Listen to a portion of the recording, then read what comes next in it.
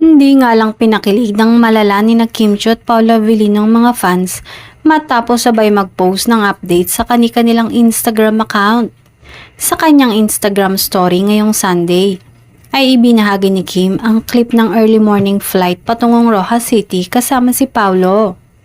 Ibinahagi naman ng aktor sa kanyang IG story ang post na ito ni Kim kung saan makikita ngang sabay silang lumipad pa Rojas.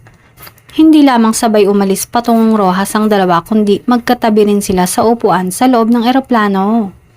Dadalo ang Kim Pao sa Sinadja Festival 2024. Kinilig na naman ang Kim Pao fans sa ayudang ito.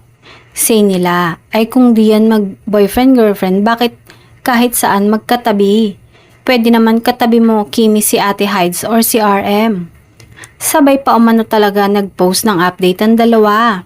Pakiligin nyo kami ng malala mamaya. Ready na kami, say pa ng fan. Confirm na nga daw talaga ang relasyon ng dalawa. Kaya abang-abang na lang isang araw ay may aamin na.